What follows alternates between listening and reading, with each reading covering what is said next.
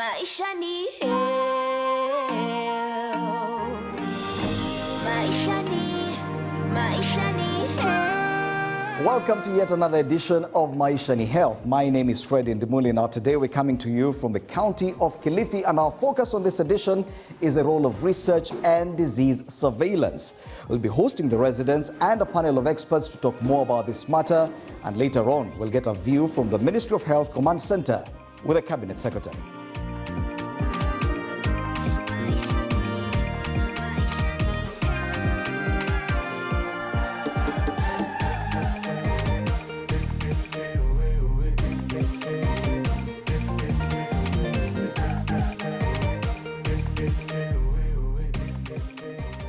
Maisha ni health. Maisha ni health. Maisha ni health. Maisha ni health. Maisha ni health. In this week's episode, we are going to talk about the role of research and surveillance in public health. This is Maisha ni Health. In the modern world, there is a lot of movement of people, animals, and animal products as well as plant material across borders. This movement makes it critical for countries to have robust disease surveillance systems. Scientific data is also very important for healthcare system. Research and surveillance is the tool that tracks the prevalence of medical conditions in different parts of the country. Accurate data is the input from which outputs such as procurement, stocking levels, distribution, and planning of medical resources are made. It enables prediction and forecasting of medical requirements from data generated from within communities. It answers questions such as how much, where, and when to maximize the efficiency of healthcare delivery. Is Kenya's healthcare system science-driven?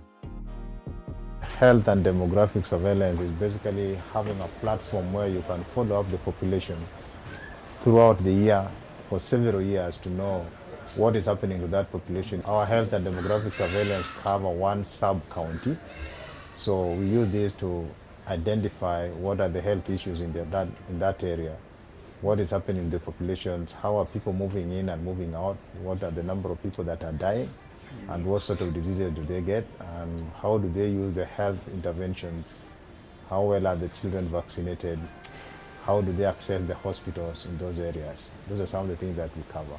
And then we use that also as a framework for where we do studies to basically evaluate new vaccines or new drugs for treating diseases that are common in such areas.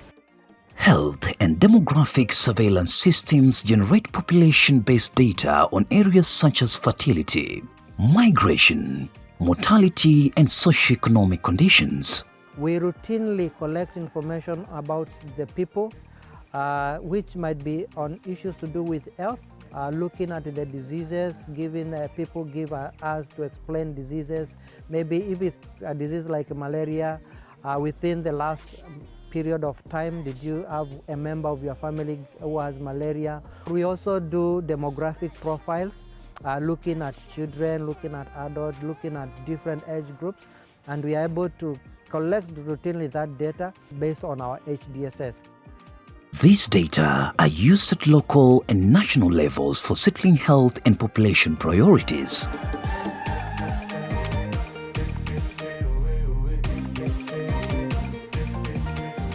KEMRI, Kenya Medical Research Institute, with the main role being research, innovations, and service delivery. We're going to meet and discuss with experts here, with the main focus being research and disease surveillance. What role does the Kenya Medical Research Institute play in medical research and surveillance? KEMRI has been at the forefront in research for human health. Amongst them, we've been the one who's been leading the testing of COVID-19 and also surveillance of malaria. KEMRI has developed many products, but specifically to mention a few is the COVID-19 test kit and also the malaria test kit. KEMRI came up with a rapid diagnostic kit for malaria that is easy to use, that doesn't need equipment, and with the basic training someone is able to use this kit, and also that is going to be cheaper. It's a fifth cheaper than what is there in the market. Therefore, the advantage is that we've been able to develop a kit that speaks to our own population, because at times you find the plasmodium mutates. So you find that some of the kits tend to miss the population that is positive because the kit is not customized to our population. Research is very important because research is what helps us to understand how best we can alleviate or eliminate certain diseases. Malaria is a disease that we live with on a daily basis. We are the most affected with malaria. It's important that we are at the forefront in trying to come up with interventions or ways in which we can combat the disease. Whether it is looking at does bed net work, is it looking at does a particular drug work? If a drug is introduced to fight against malaria, are we going to get resistance against that drug? So research then helps to come up with ways in which we can better lives, we can better health, and ensure that we have a healthy population. Our research actually contributes not only in the development of new drugs, new vaccines, but also in understanding what the cost of treating, say, malaria in a child, or even offering a vaccine dose to an individual. And so we are able to calculate where directing this sort of interventions will be most cost effective for our population. Malaria is a parasitic disease. So the first angle we look at it is the parasites of malaria and trying to understand and analyze them. The other aspect we look at in terms of malaria is how does the body respond, what kind of chemicals does the parasite elude or produce when it gets into the body. Then the other one we look at is the disease management in terms of the drugs we use. In terms of control, we test different drugs, we test different combinations, and how they are able to clear the parasites within the human body. And KENYA-AFYA has been one of the centers where the vaccine trials have been done. Kenya is in the process of setting up the National Public Health Institute. How far has this progressed, and what will be its role? The Kenya National Public Health Institute will join a global network of accountable, efficient, proactive and science-focused public health agencies that use data to drive decision-making and contain global health threats at their source. Kenya is ahead of this global initiative. Our public health system has already been collecting and using data for research, surveillance and disease management. With malaria, we have achieved a lot. WHO has approved recently the first in-human for use vaccine to control malaria in children, RTSS.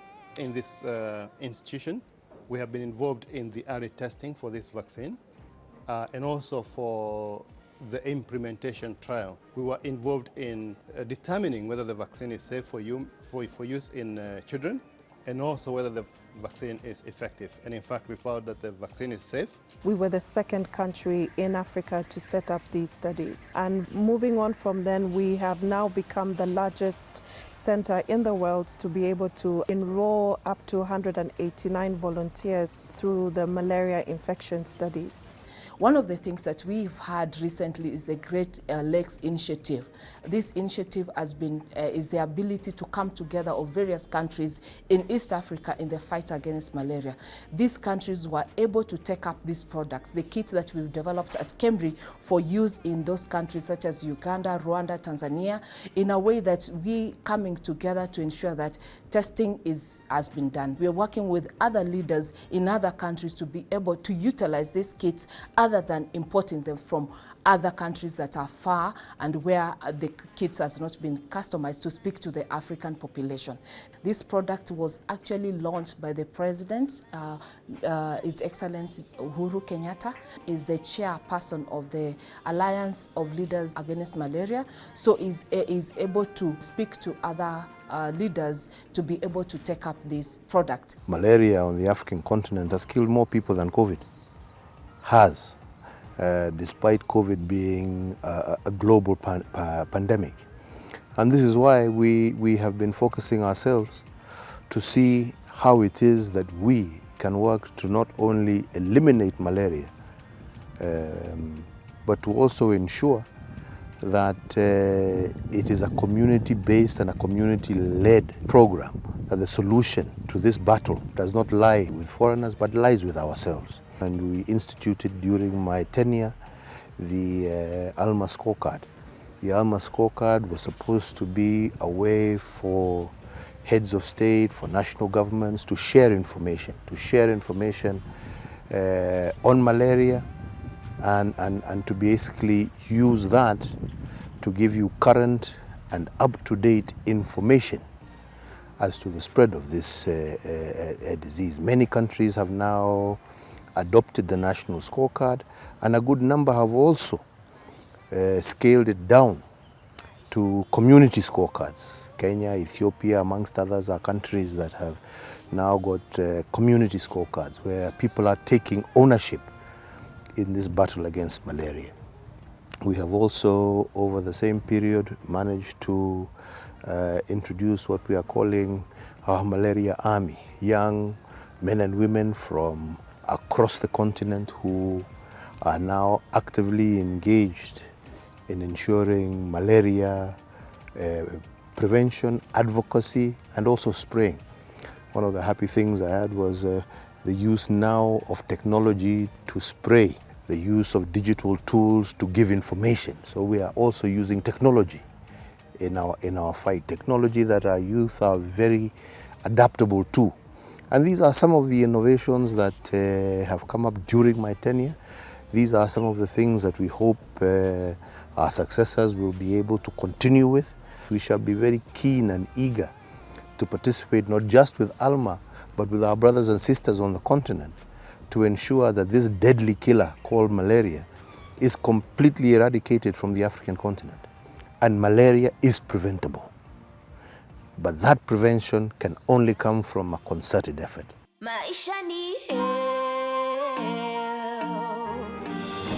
Maisha ni health. In line with the third goal of the Social Development Goals, this goal requires countries to work towards ensuring healthy lives and promoting well-being for people of all ages. How does the Health and Demographic Surveillance System data promote progress towards Healthy Lives SDG? Universal healthcare cannot be achieved without the right intervention, the right tools, and the right drugs. So that's what we help to make sure that the tools and the drugs and the vaccines that the government is using are appropriate for our population and are going to deliver what they want to deliver. Ours is to support the ministry by providing information that influences the policy that is going to possibly provide the framework that people get the appropriate health care that possibly they need. Chloroquine, which nowadays we don't use for treating malaria, and that's because we knew it was not performing well, we had to replace it. Then at one point we had Fancida, which was also not doing well, so we replaced that with what now is called the ACTs, which is what we currently use for treating malaria. Those are some of the things that we inform the government on the appropriate drugs that they need to use.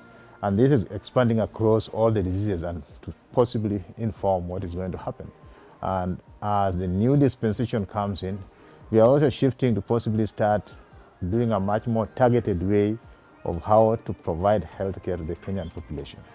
We are going to start much more looking at having public health observatories where we monitor the rest of the Kenyan population in all the regions in a very segregated way so that we can know what is the problem in each and every area and how well can we solve those, and then that will inform the right research that we are going to do that is targeted towards solving the Kenyan population problem, ill health, so that we can have a healthy population. And that's the next move that KEM is going to be involved in.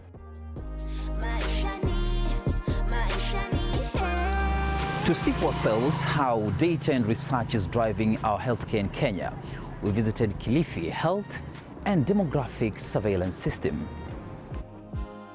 The Kilifi HDSS is comprehensive. It covers around 300,000 people, and we collect information on health and demographics every quarter. So we have people who are moving around this area, which is an expansive area, routinely to collect information on health and population. This is important because it helps us now understand the diseases which are happening within the people. Diseases like nutrition, malnutrition, diseases around wash, that is water, hygiene and sanitation. We're also looking at infectious diseases such as malaria. So there's a lot of interaction between the researchers and the community within our platform of HDSS. We are either collecting specimens such as mosquitoes. We are also collecting specimens such as blood or blood products, which will enable us to analyze and get the picture of the disease. So within the community, when we develop a research question or a proposal, we take it through the institutional review board, where they look at the ethics to ensure that it is okay, or it is good to be undertaken within the community. Most of our research could either be done within the community people, or could be done within the facilities around, the health facilities. How has the Kilifi Health and Demographic Surveillance System impacted health management in Kilifi County?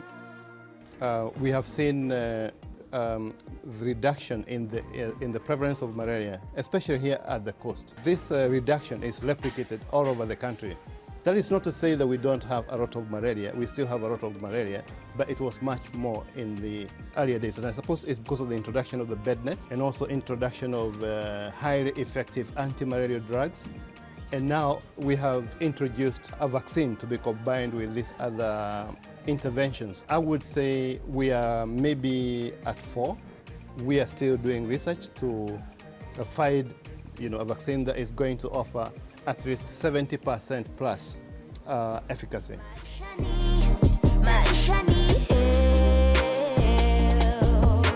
Katika kaunti ya Kilifi hivi nataka kuzungumza mamangu hapa kidogo, anieleze kama anafahamu KEMRI na KEMRI wanafanya nini? KEMRI nasikia wanafanya mambo na utafiti. Scientific research in general. Nalifahamu but sijalijua zaidi. KEMRI I think is ni kind of organization wanadeal na research mostly. Ushaipata nafasi labda katika sehemu zetu za nyumbani ukaweza kutembelewa na wahudumu wa afya na kuuliza maswali mbalimbali kuhusu mambo ya afya? No. Nikiwa home Nakuru huwa wanatembelewa mostly from public health organizations ama public workers. Mapping communities in terms of health data is not easy. It takes dedication, commitment and frequent follow-up. It is a continuous process, a process that calls for intimate contact with the families and communities. The primary aim of our interacting with community members is to be able to assist or to work with community members to help them better understand research, and also to have our scientists or researchers also understand community concerns. In the process of doing all of that, we are able to reduce the misconceptions. The misconceptions do not go away completely because we have perhaps new community members that have moved in and they don't quite understand who we are and what we do, and we have to continually engage. Hapa kwetu Kilifi ama kule kwetu Junju kwamba KEMRI imefanya kazi kubwa sana kupunguza yale makali ama kupunguza yale maradhi ya malaria. Malaria ilikuwa ikiua sana. Wakati nao tulikuwa hatuna neti na watu walikuwa wakifa. Hasa watoto wadogo sana walikuwa wakifa kwa sababu ya malaria, lakini tangu ianzisha hii KEMRI hii, tuwashukuru, imetupatia madawa na tuaiombea izidi kufafanua madawa zaidi ya hapo. Watu walikuwa hata wakakimbiza watoto, lakini tulipogundua kwamba ni sisi wenyewe tunahudumiwa na kuondolewa janga, kila mtu ameshukuru na kila mtu amekubali. Hakuna mtu tena anaweza kukimbia KEMRI. Watu wa KEMRI ndio walikuja kwa ground huko Wakaja wakaweka mkutano na wanajamii wakanipendekeza mimi kuwa mtu wa kuchukua maoni yao na kuyaleta huku. Watu kwa wanatatizika, hawa watu wa KEMRI wakija huku wanasema wanafanya utafiti na wanachukua damu. Hii damu inapelekwa wapi? Na hiyo damu huwa hawarudishiwi na hawajui kwenye inaenda. Hasa tukachaguliwa sisi kuja huku, na tulipokuja huku wa KEMRI tukapewa mafundisho na tukaingizwa kwa zile room ambazo huwa wakichukua damu kule nyumbani, kule vijijini za kufanyia utafiti, wanakuja nazo mpaka huku KEMRI. Kuna mahali kwenye wanaenda kuchunguza kama labda hii damu hii iko na ugonjwa aina fulani ama yuko na shida aina gani. So this is how we keep our samples in the freezer, and each of these samples, these are called plasmas, and each of this is a sample that we keep, and every tray has got 333 samples. So as you can see, it's a very cold -80 freezers. Sisi ni go between ya jamii na KEMRI, na si mimi tu, kuna assistant chief, kuna chief. Nikipata mafundisho na mtu akikuja na swali ambalo naweza kulijibu, najaribu kuwaelezea kwamba damu inahifadhiwa kwa kufanyiwa utafiti. Sasa kama utafiti ni wa malaria na umeenda pale umepatikana kuna malaria, unaona, sasa utaulizwa, ukikubali unashirikishwa. Hakuna ile lazima. KEMRI yenyewe ndio huwa ina hilo jukumu la kufanya hiyo kazi, kuhamasisha wale watu ili kuwe na kule kuelewa zaidi kile kitu ambacho kinataka kwenda kufanyika. Vijana wetu wengi pia wamepata ajira za kuajiriwa kazi katika KEMRI. Hapo tumeshukuru KEMRI. Kwa wakati huu tunataraji KEMRI iendelee na kazi zake. Ile hofu huko nyanjani sasa tuseme hakuna. Na hata saa hii mtu mtu akishukua kama malaria hivi, huwa akiletwa kama ameenda kama vipingo alafu ambiwe basi inabidi aende Kilifi, watu huwa nasikia raha kwa sababu wanajua anaenda direct kule KEMRI, na KEMRI ndio kwenye mambo yote. Kwa hivyo huwa yuko na raha sana kwa sababu anajua huko ndio atakayohudumia. Research is extremely important, and Kenya has been at the forefront in supporting research, and KEMRI has been providing that leadership. So I'd like to our people to know that once we contribute to research that is being undertaken in KEMRI, such as testing of the COVID-19 kit and also the malaria kit, it will help us to be able to provide solutions real time to our populations. So when we come out there to the public, rolling out the initiatives that we've done, we need the communities to support us because we want to have local solutions for local people. So today we are here at KEMRI, and specifically at KEMRI's malaria lab. Here's where the molecular work is being done for the malaria research. Just behind me are a team of experts doing the work to ensure that malaria is being eradicated in the sub-Saharan Africa and the world at large. So we know, and so does the viewer. Maisha ni Welcome back. You're still watching Maisha ni Health. Now, one of the major roles of research is to collect data, which is key in mapping out the disease burden in our country. How is this function working in Kilifi County? We are discussing that next with our panel of experts and the residents.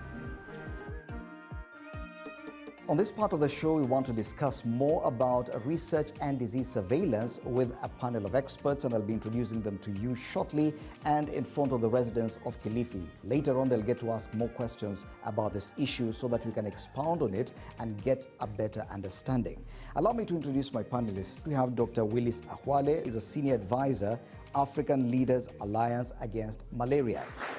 Next to Dr. Ahwale, we have Dr. Catherine Munywoki, representing the CEC Health Kilifi County. Dr. Munywoki is the head of Preventive and Promotive Health Services, Kilifi County. Last but not least, Dr. Joseph Mwangangi. He is the Deputy Director, KEMRI Kilifi County. Makofi kwake. Dr. Mwangangi is a senior researcher in entomology. Now, sometimes when we get to discuss some of these issues like research and disease surveillance, it may sound really textbook or academic. So I'll ask you, as we start this discussion, to actually break it down to us, the role that research and disease surveillance plays, and what does this even mean? Dr. Ahwale.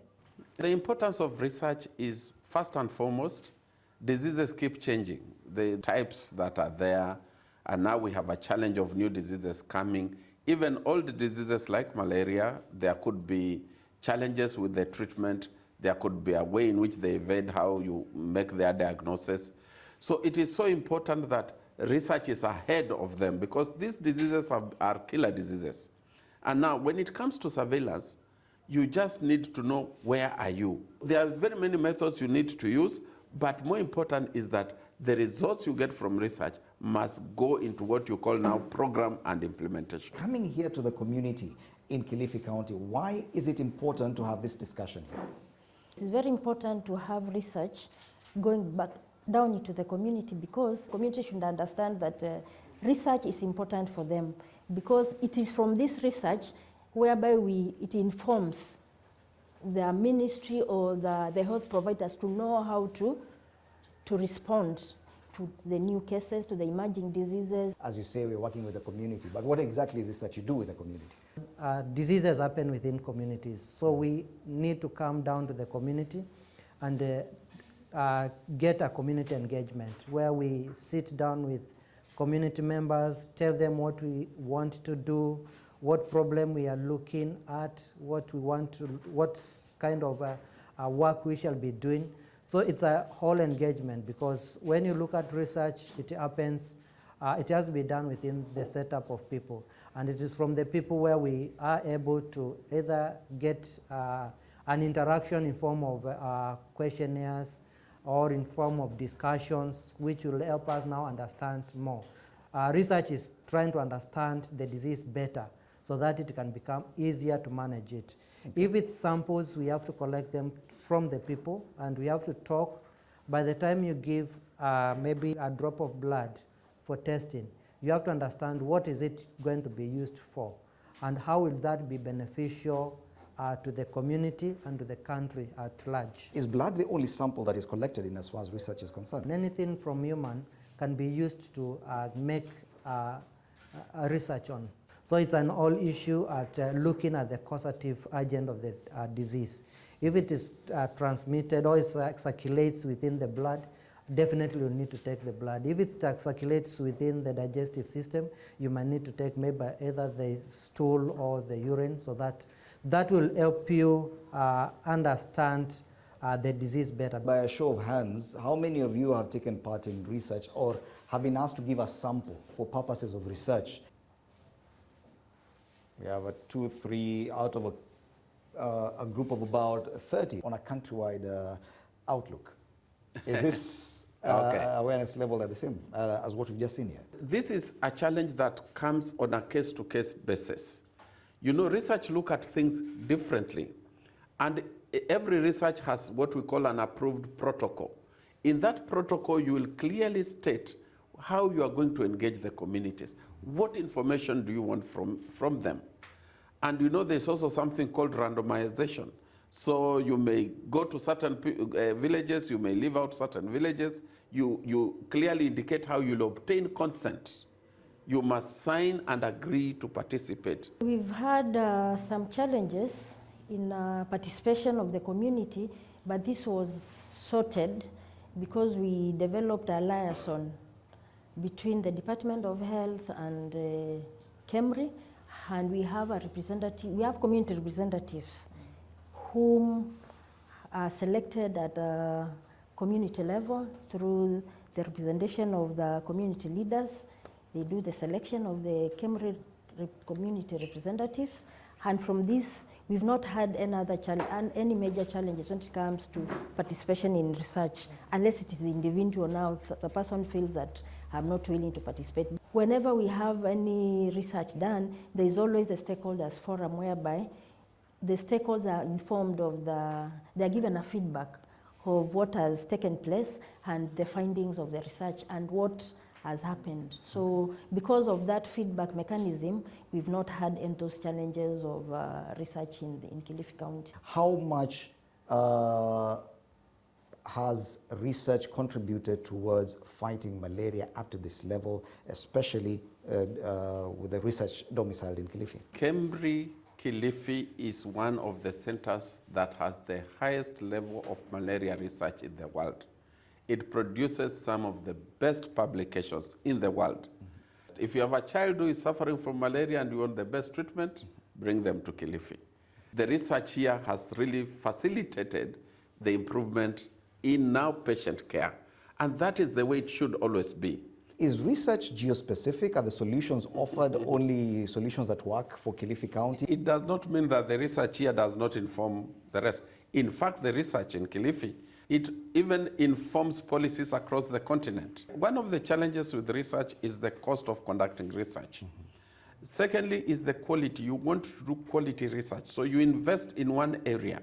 With all the technology we have, results can easily be shared across not only the country but across the globe. We're currently rolling out the malaria vaccine. It's already rolled out. And probably just to understand what level of contribution was made towards achieving or development of that vaccine by the research in Kilifi County. It was tested in Kilifi and Western Kenya, and KEMRI was heavily involved in terms of what we call the lab platform. And lab platform is where we have the lab facilities where we have, can analyze different samples and analyze different disease agents and sequence from just basic biology to genomic analysis. We also have what we call the clinical trial facilities. Clinical trial facilities is where you are able to monitor into details the rolling out of vaccines or any drug you are testing. So based on this platform, the clinical trial facility in Kilifi and in Western Kenya was able to monitor the testing of the RTSS vaccine, of the testing of the vaccine, and showing the efficacy and the protection it has to offer on the people. Because of lessons learned from the development of COVID-19 vaccines, now it is easier to develop more malaria vaccines. And we're in discussions with a lot of other developers in the world, where Kilifi may be one of the centers that will try those more effective vaccines on malaria that are being proposed. Okay. Residents of Kilifi County may be asking themselves this question. If at all we are contributing so much towards achievement of vaccines that will help people beyond Kilifi, people beyond even Kenya, what kind of direct benefit do we have? Whenever a participant is called to participate, or when their children are sick or they are suffering from the disease at the sites, at the clinical sites, they usually get free treatment. That is one of them. And when they want to follow up the child or the person who is participating, they're also given free transport to come to the facility. KEMRI is working with the Department of Health, and most of these trials are done in the Kilifi County Hospital. And also we also have other centers within the DSS. A lot of our research has been used out there. We see development of products. We publish, but now we don't produce the medicines, we don't produce the products. So based on the lessons we learned from COVID, the government now has established what we call the KENYA-AFYA Limited, which has been mandated under commercial law to go into commercialization of products. So there will be research and development, and then you have now a unit that actually commercializes that, so that we don't only leave people from outside to take advantage of our results. Okay. When it comes to issues of research, the residents of Kilifi have been working hand in hand with KEMRI. We're taking a break, but when we come back, these residents will be telling us more about their experiences and also raising the issues of concern to our expert panelists.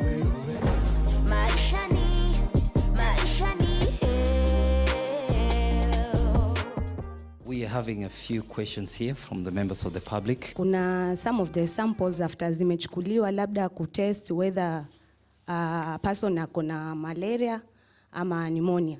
How long does it take yule mtoto kurudishiwa ile feedback ama yule mzazi kujua whether my child was suffering from pneumonia ama alikuwa na shida tu nyingine tofauti?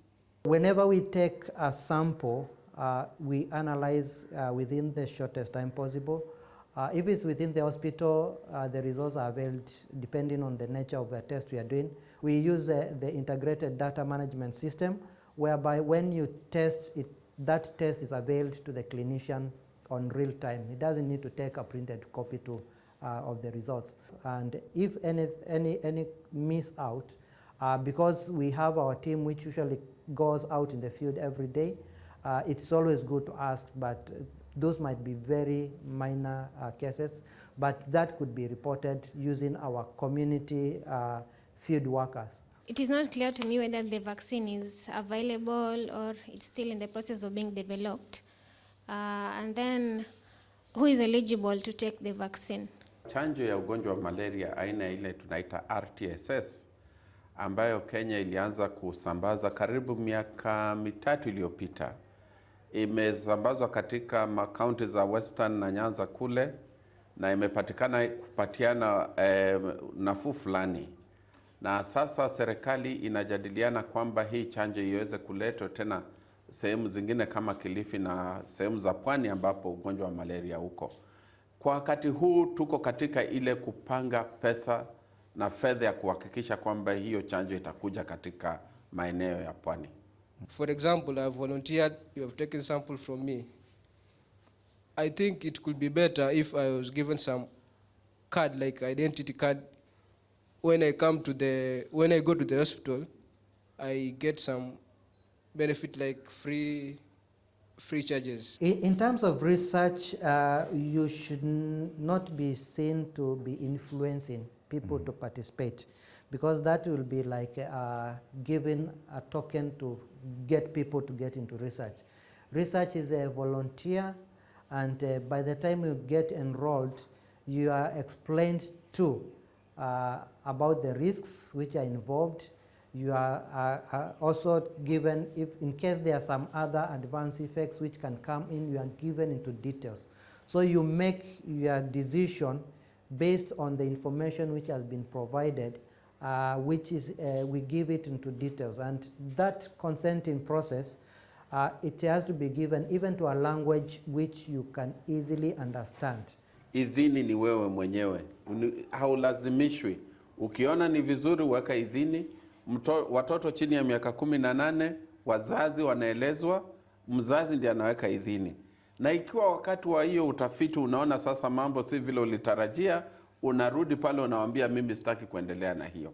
Hivyo ndio utafiti unafanywa. Hizi neti zamani kwa zikichueni pata. Sasa zimeondolewa, lakini bado zinapatikana zile neti na bado zinaleta malaria. Zitatumika mbinu gani ili kumalizika ile? Zile chandarua ambazo zimetibiwa ambazo zinatumika, muda wake ni miaka mitatu. Cha muhimu ni kwamba hapo mbeleni tulikuwa tunatumia zile chandarua ambazo unatibu dawa mara kwa mara. Lakini unajua hizo hazikuwa zinafanya kazi vizuri. Wakati huu ile chandarua tunatumia ni ile imetibiwa ikitengenezwa. Ndio maana inadumu kwa muda mrefu.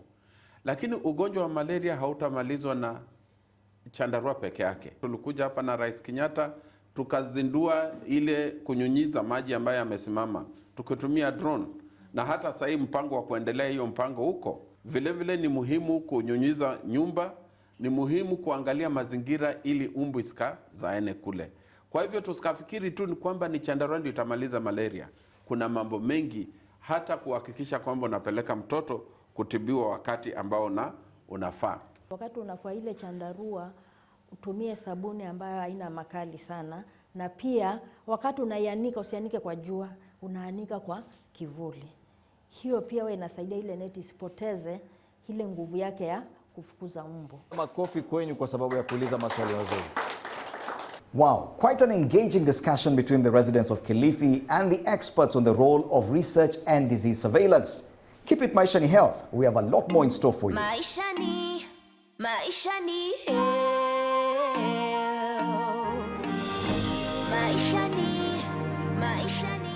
Thank you for keeping it Maisha ni Health. Now, on this matter of research and disease surveillance, this is what the Cabinet Secretary for Health, Mutahi Kagwe, had to say. Residents in Kilifi County spoke passionately on the role of medical research, with the bulk of the conversation centered on malaria response. As a government, we have invested heavily in infrastructure and personnel and collaborated with training institutions in malaria research. The main challenge has been commercializing innovations post the research in a sustainable manner. This is set to change once we operationalize the Kenya Biovax Institute Limited to commercialize the work of our scientists. I noted with interest the questions by Peter, Nathaniel, Swahib, and Juni during the town hall discussion. They took an interest in the turnaround time once diagnosed with a disease during research, eligibility criteria to participate in health research, who can receive the malaria vaccine, the efficacy of the mosquito nets, and indeed also the question on confidentiality of information and ethical queries on research.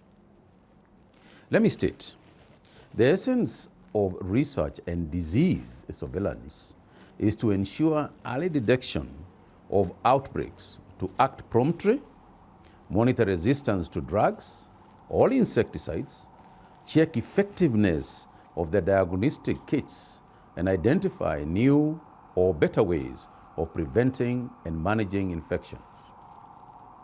In some instances, malaria research has led to development of new diagnostic devices. A case in point is the development of rapid diagnostic tests credited to the Kenya Medical Research Institute, KEMRI. It has been patented and is awaiting the World Health Organization pre-qualification before it is commercialized. This is a huge plus for Kenya on the global medical map. The government has also, focused on creating public awareness on malaria prevention strategies, what to do if infected, using surveillance data to guide policy, as well as implementing new technologies for malaria prevention. Some of these include issuing free mosquito-treated bed nets, larviciding, mosquito breeding sites, and we are using drones for that purpose, engaging the youth in a structured way through the Malaria Youth Army initiative, which was launched by President Uhuru Kenyatta. Indeed, we did that in Kilifi as well. Additionally, we have trained commercial health volunteers to test for malaria using the rapid diagnostic kits and treat those who test positive using the recommended anti-malaria drugs. Where necessary, they refer patients to health facilities. But all health facilities, from the dispensary to referral hospitals, also have trained staff, diagnostic kits, and anti-malaria drugs issued for free. So on the ethical concerns, my ministry ensures that all research protocols are approved by the ethics committees. All participants give written consent to participate in research voluntarily, with details of the participants remaining confidential. The Division of National Malaria Program, now renamed the new National Syndemic Disease Control Council, is working with stakeholders to develop a database for all malaria research conducted in the country. In conclusion, research is critical in development and improvement of malaria control and elimination, as well as other diseases. We have to continuously invest in research. Some countries have eliminated malaria, and so should we. But for this to happen, we need to collaborate as a community across the country and across the borders as well, and to stop mosquitoes from breeding, among other preventive and treatment strategies. And research is key in helping us along this journey. No one should die owing to a mosquito bite. Together, let's silence the buzz from the Anopheles killer mosquito. Maisha ni health. Tujikinge, tuangamize malaria. Maisha ni health. From this episode, it is clear that the role of research and disease surveillance is crucial, not just in mapping communities for the sake of healthcare, but also predicting outbreaks that could be a problem. Yes, so that's why I've been talking to, KEMRI, and they've been sharing with me why they're working with the community here to ensure they create that awareness why they do this research. Okay, join us next week for yet another informative edition as we talk more about universal health coverage. My name is Fred Ndimuli. And my name is Mtalam Kosia. And this is Maisha ni health. Information is power. Hata kwa mambo ya afya. Our nation is large. Kwa hivyo ni muhimu kujua which areas need which medicine. Ndio wananchi wapate matibabu bora. It is also important to know pahali janga inaweza tokea. We saw HIV. Na juzi COVID-19. We don't want another pandemic itupate bila kujitayarisha. So we have to know maradhi gani iko wapi. Health and demographic surveillance ni utafiti wa kiafya. We must use science kujikinga ya kesho. Information is power. Hata kwa mambo ya afya. Our nation is large. Kwa hivyo ni muhimu kujua which areas need which medicine. Ndio wananchi wapate matibabu bora. Health and demographic surveillance ni utafiti wa kiafya. We must use science kujikinga ya kesho. Ni health.